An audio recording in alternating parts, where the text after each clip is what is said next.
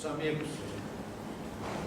possam os nossos tutores espirituais, esses diletíssimos amigos da espiritualidade, nos ajudarem para que tenhamos uma noite produtiva em nossos estudos. Nosso tema de hoje, pretendemos falar sobre a lei de causa e efeito, principalmente, que alguns chamam de ação e reação. Há até um livro de André Luiz com esse título, Ação e Reação. Destino e livre-arbítrio é uma expressão muito usada pelos espíritas, que é a chamada lei do karma. A lei do karma é uma lei muito antiga do hinduísmo de milênios atrás, que eu chamaria de uma meia-verdade. A lei do karma, ela é amplamente, com muitas vantagens, substituída pela lei de causa e efeito. E quando a gente fala em destino e livre-arbítrio, essas duas expressões parecem antagônicas, porque destino é aquilo que você vai sair daqui cravado no segundo tal, vai para casa e chega lá no segundo tal e vai dormir hora tal. Destino é assim, tudo está pré-programado. Se isso fosse verdade, nós seríamos uns robôs, não seríamos seres humanos.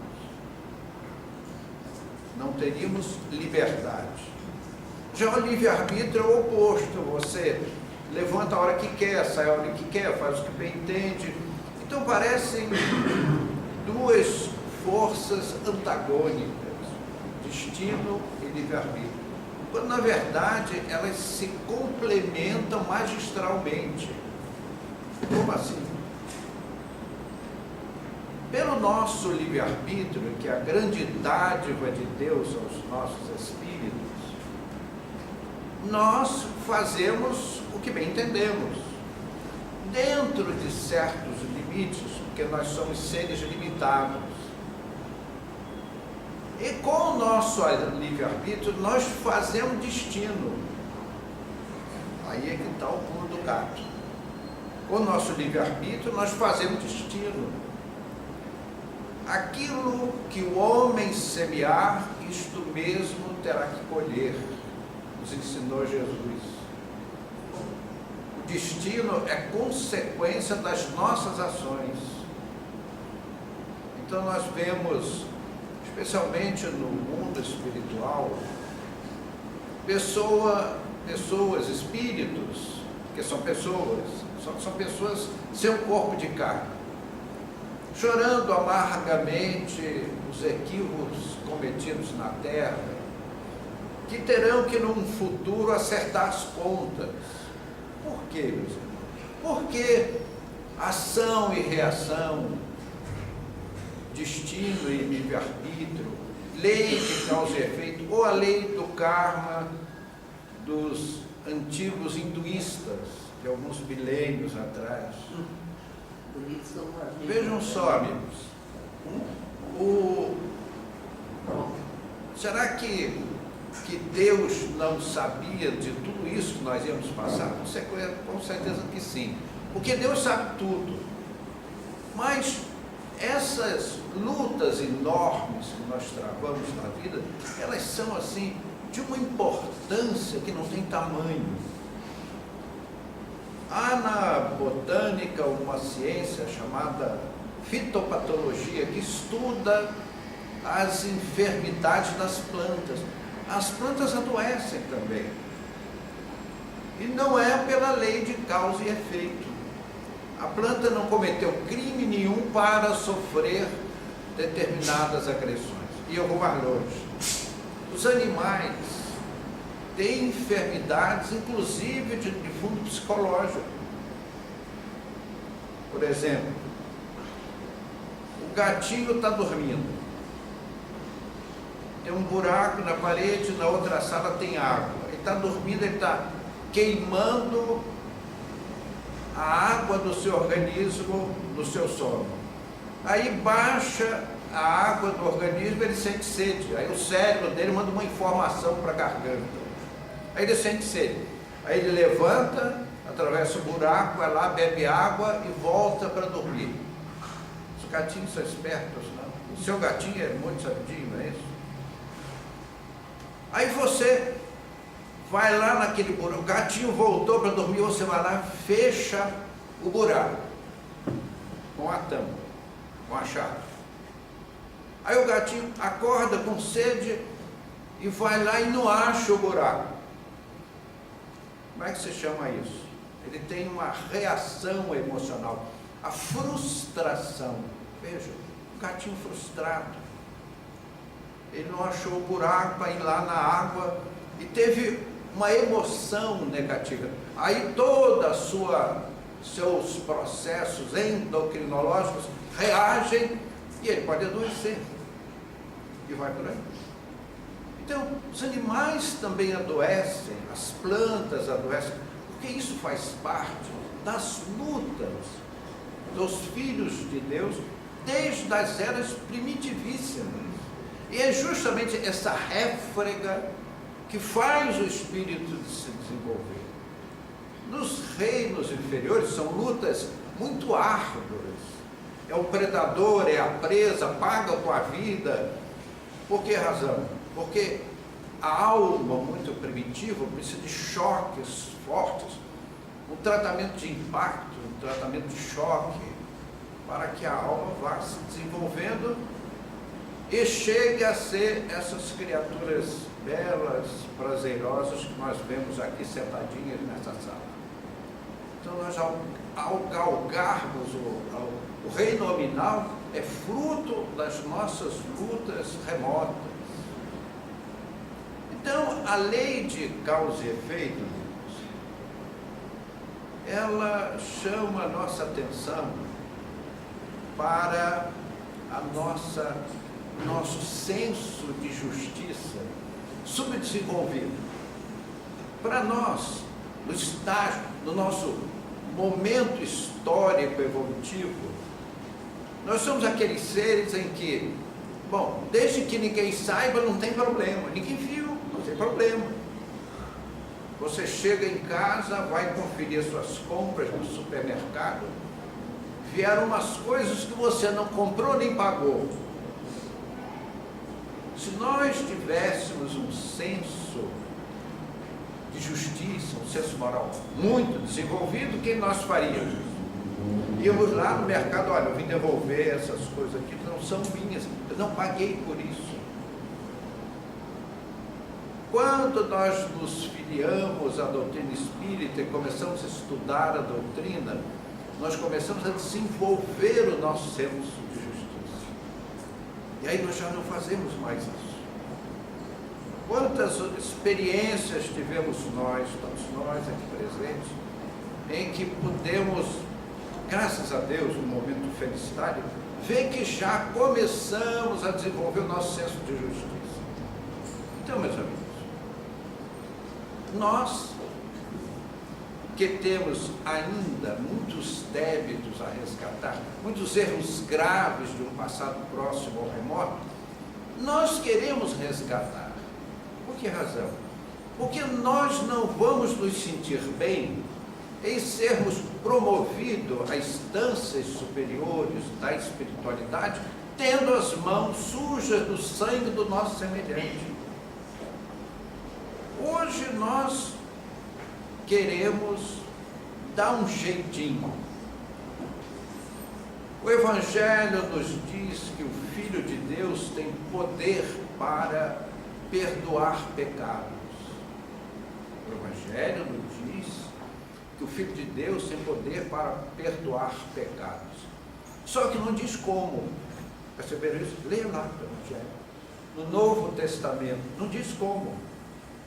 E é a doutrina espírita, porque Jesus, vendo que aqueles povos ainda não podiam entender uma filosofia tão profunda, adiou para um futuro, 1800 anos na frente, e ele mandaria o Consolador, o Espírito de verdade, que vos ensinará todas as coisas e lembrará tudo que vos tenho dito. Meus amigos, aqui em cima da mesa está o Evangelho segundo o Espiritismo, um dos livros mais importantes da obra de Kardec, para lembrar Jesus.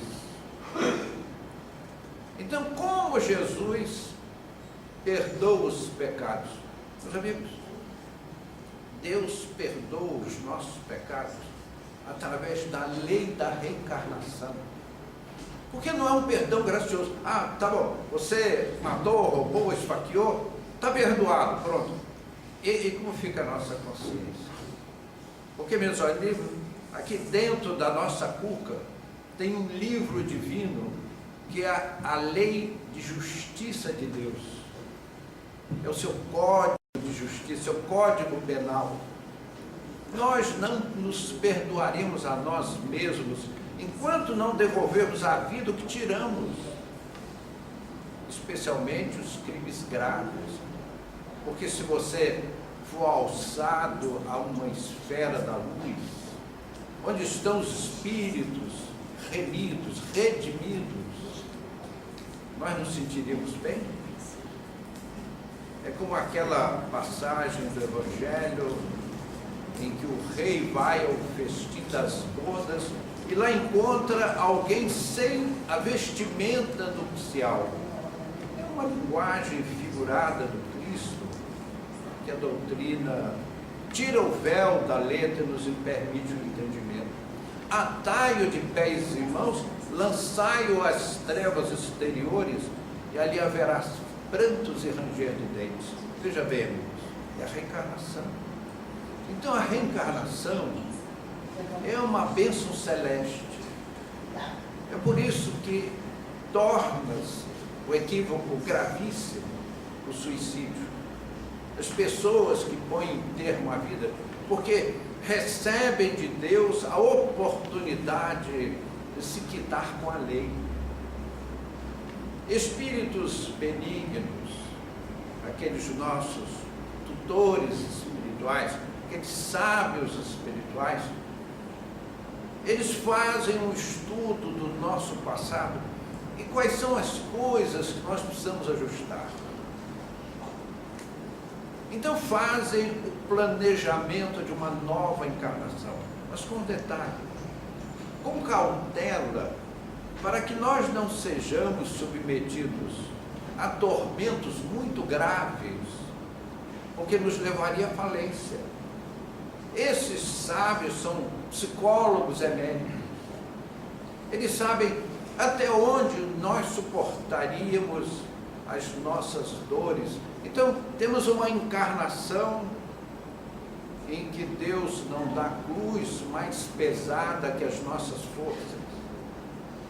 E aí nós entramos na vida humana, e aí é o perdão do Cristo, é o perdão de Deus, através das oportunidades para nós devolvermos à vida aquilo que tiramos no nosso passado. Nós falávamos no começo dos nossos comentários a respeito da lei do karma dos antigos orientais. A lei do karma, dissemos no começo, é uma meia-verdade. Por que uma meia-verdade? Porque ela só tem o débito, não tem os créditos.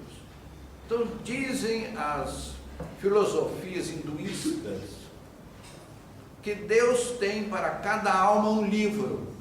Naturalmente, que a gente não deve dar a isso uma interpretação literal.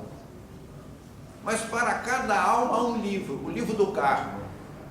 Então você fez uma malcriação com a mamãe. Aí, pimba, Deus registra lá, lançar débito. E aí vai acumulando, e segundo essas filosofias muitos espíritos, para resgatarem o karma, têm que reencarnar como animais, coisa que nós espíritas não aceitamos. Porque o espírito não retroage, não retrograda. Você não pode, aquilo que já sabe, deixar de saber. Aquilo que você já conquistou, deixar de possuir. A lei de Deus é uma lei evolutiva, ela só caminha para frente. Então, é uma interpretação equívoca, mas que, se nós tirarmos o espírito da letra, nós vamos chegar a conclusões muito interessantes, que se coadunam maravilhosamente com os ensinamentos espíritas. Aquelas pessoas, segundo os hinduístas, que cometeram deslizes muito graves, elas comprometem a sua aparência espiritual e ganham aparências animalescas, é a licantropia. Então esses espíritos nos assustam. Eu quero crer que as pessoas aqui presentes vão assistir o filme que essa semana vem à luz, O Nosso Lar. Vai aqui os nossos comerciais, o nosso marketing. Então, André Luiz, quando ele chegou ao mundo espiritual, ele ficou assustadíssimo com as carantonhas dos espíritos que o perseguiam, com aspectos animalescos. Meus amigos, e se fosse só um aspecto animalesco, há aspectos de uma monstruosidade que precisa ter nervos de aço e coração de granito para ver aqueles irmãos nossos. E aquela degradação física do corpo espiritual, em que o espírito retroage na forma, mas não na evolução. E como aquela época hinduísta muito antiga, era difícil explicar isso para as populações. Então, os sacerdotes da época falaram que os espíritos muito faltosos reencarnavam como animais. E é por isso que eles não matam uma formiga, nem um mosquito. Olha, não mata esse mosquito, que pode ser a reencarnação da sua sogra. Então você vai lá e olha só. Então, os animais são respeitados por aqueles monges budistas como reencarnação de espíritos culpados. Mas nós sabemos, e é aí que nós vemos, como a doutrina espírita é a filosofia mais avançada na atualidade à disposição do planeta terrestre. A humanidade terrestre pode beber luzes extraordinárias na doutrina espírita, porque Jesus a isso nos advertiu. Eu vos enviarei o Espírito de verdade e ele vos ensinará todas as coisas. E meus amigos, pegue a obra de Kardec e ela tem mais esclarecimentos que nós podemos suportar. Sobra orientações espirituais. Então, quando nós nos sentimos no mundo espiritual, os desencarnados em situações mais difíceis, eles usam uma expressão, a esfera do esquecimento, é a Terra.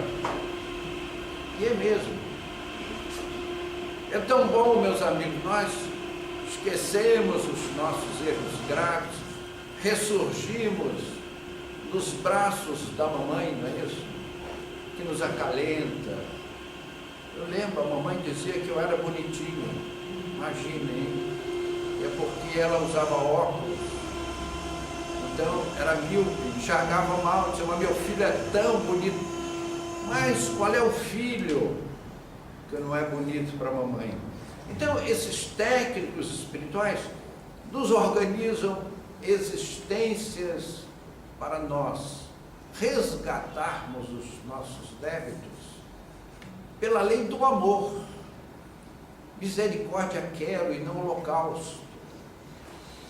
Nós não precisamos resgatar pela dor, podemos resgatar pelo amor.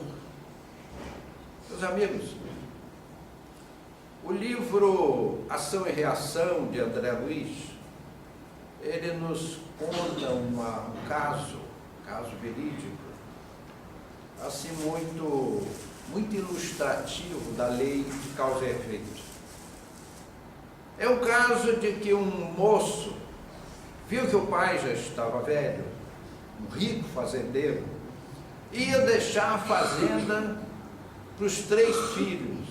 E o rapaz se encheu de ganância e elocubrou um plano maquiavélico para tirar a vida dos seus irmãos. Preparou uma garrafa de bebida e ali adicionou um suporífero violento e convidou os irmãos para uma pescaria de barco num lago. E lá foram os 3 pescar no lago. E a garrafa de bebida ficou ali à disposição. E os 2 jovens, infantilmente, começaram a tomar aquela bebida e lá para as tantas caíram desacordados. Então, aquele mal intencionado virou o barco, fazendo com que os 2 jovens se afogassem. E nadou até a borda do lago, gritando socorro, que o barco tinha virado.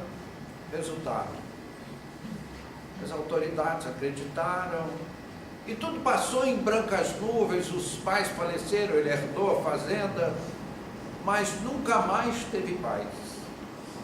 Em todo lugar parecia ver como realmente via.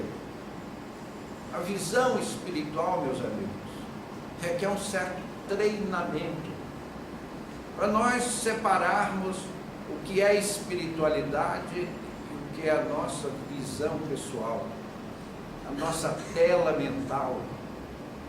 Então, meus amigos, aquele rapaz nunca mais teve paz. Para encurtar a história, ele desencarnou mais tarde, anos depois, e foi engolido pelos 2 irmãos numa vingança terrível. Esse domingo do Evangelho do Lar em Casa, nós estudamos um ponto do Evangelho em que Kardec faz um estudo sobre lavar a honra com sangue. Meus amigos, se você tem uma arma, guarde-a muito bem guardada. Porque a arma que nós usamos contra o nosso semelhante, não adianta matar o corpo. Esse espírito desencarnado, ganhamos um inimigo terrível. E com o ódio que nos dedica, ele contará com a assessoria de espíritos perversos. E a situação será ainda muito mais grave. Então este cavalheiro sofreu horrores no mundo espiritual até ser socorrido. Então, meus amigos, socorrido, ele trabalhou muito. Aí entra o conselho de Jesus, a advertência da sabedoria do Cristo. A caridade cobre a multidão dos vossos pecados. Então eu vejo que errei, me regenero, passo a trabalhar, a usar o conselho de Jesus a longo prazo. E aquele espírito trabalhou 50 anos pelo próximo e conquistou muitos méritos. E esses méritos permitiram aos seus tutores espirituais plasmarem uma nova encarnação. Para resumir a história, senão ela ficaria muito longa, ele volta à terra, casa-se com a mesma mulher que participou daquele episódio doloroso, herdou novamente a terra e o casal recebeu como filhos aqueles 2 irmãos que foram mortos no lago. Então vejam, meus amigos, a paternidade, a maternidade é uma bênção extraordinária. Eu sei que a mulher naquela sala de pré-parto, os homens não fazem ideia, todas as mães sabem disso, o esforço hercúleo para dar à luz, aquela disputa entre o crânio do bebê e a pelvis, para que naquelas contrações uterinas advenha a luz. E depois a mãe recebe aquele filho com uma alegria enorme. Jamais os homens ou a filosofia vai explicar o mistério da relação entre mãe e filho. A mãe se transporta para o filho, sofre todas as agruras na gestação, no parto, na criação, e quando ela é adolescente, ele ainda diz que ela está velha. Você é um traste, velha. É a nossa ingratidão de filhos, que não sabemos reconhecer o esforço desse ser santificado. Porque ser mãe, meus amigos, como diz o ditado, é sofrer no paraíso. É aquele espírito de renúncia. Freud atribuiu tudo ao sexo. Equivocado, pedimos vênia ao sábio, que teve como valor o pioneirismo dos estudos psicológicos, da psicanálise, pai da psicanálise. Mas ele cometeu um equívoco, porque ele tomou o efeito pela causa. Para Freud, o sexo era a causa de todas as coisas, quando na verdade a causa, nós somos filhos de Deus, Deus é o Criador, e como filho nós somos co-criadores, e nós criamos. Então o sexo é instrumento do poder criador. Ele não é em si o poder criador, ele é a ferramenta, não é o operário, ele é o instrumento, não é a obra. Então, meus amigos,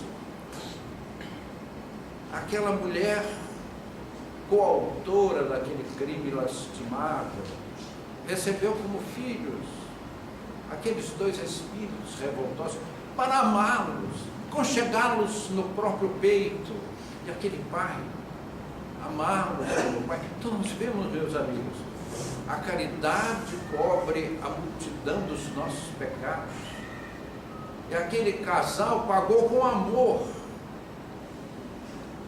o crime cometido no passado. Então, como diz o ensinamento cristão, misericórdia quero e não holocausto. Então, meus amigos, a lei de causa e efeito era do nosso mais santo interesse. Nós queremos resgatar os nossos erros passados para nos liberarmos. Quando o Evangelho nos diz que o Filho de Deus tem poder para perdoar pecados, mas não diz como, porque a humanidade não podia entender aquela época. Entre os judeus havia um sábio, que era senador dos judeus, chamava-se Nicodemos. E Nicodemos foi procurar Jesus na calada da noite, mas mestre, como pode eu, já sendo velho, entrar no ventre da minha mãe para nascer de novo? Vejam só, amigos, aí surgem mil explicações dos opositores da lei natural da reencarnação. Vejam, Jesus e Nicodemos estavam falando de reencarnação. Vejam bem, como posso eu, já velho, entrar no ventre da minha mãe para nascer de novo? E Jesus respondeu, mas tu és mestre em Israel, desconheces essas coisas?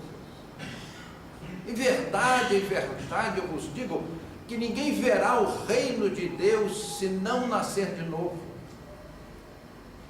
Meus amigos, a gente liga a televisão e todo dia, com muito pesar, nós vemos aquelas lutas fratricidas entre judeus e palestinos, lá o Irã, o Iraque, cenas assim, chocantíssimas, 50, 60, 80 pessoas mortas com uma bomba, meu Deus do céu, iraquiano matando iraquiano, aquele banho de sangue, meus amigos. Se o Papa for lá e fizer um discurso, adianta alguma coisa? Qual filosofia vai conseguir apagar essas divergências terríveis entre povos adversários? Meus amigos, essa é a missão do Espiritismo. Só a doutrina espírita vai unir os povos, porque ela nos traz uma verdade inconteste, capaz de fazer demover uma pedra, arrancar lágrimas de uma estátua de pedra, porque o palestino de hoje será o judeu de amanhã, o judeu de hoje será o palestino de amanhã, o americano de hoje será o árabe de amanhã e o árabe de amanhã será o americano. Então, meus amigos, a lei da reencarnação é a única capaz de demover as diferenças dos povos e nos fazer enxergar que Deus é a luz universal, que somos irmãos uns dos outros. Vou odiar uma pessoa porque tem uma cor de pele diferente da minha, um talho de olhos, um tipo de cabelo. Então, a nossa humanidade procura motivos para odiar, quando o Evangelho nos manda amarmos a Deus sobre todas as coisas e ao próximo como a nós mesmos, porque somos irmãos. Então, meus amigos, a lei de causa e efeito chama a nossa atenção.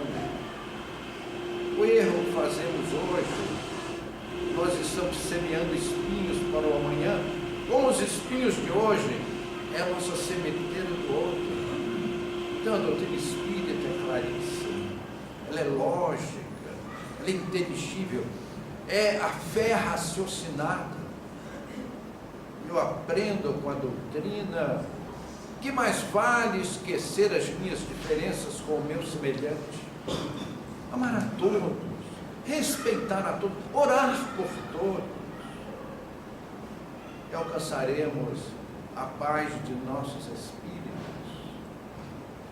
Meus amigos, que esses bons e nobres amigos espirituais que nos visitam nessa noite, que eles possam nos dar a sua bênção, esse passe magnético espiritual que sentimos em nossa alma para a nossa felicidade, o nosso bem-estar.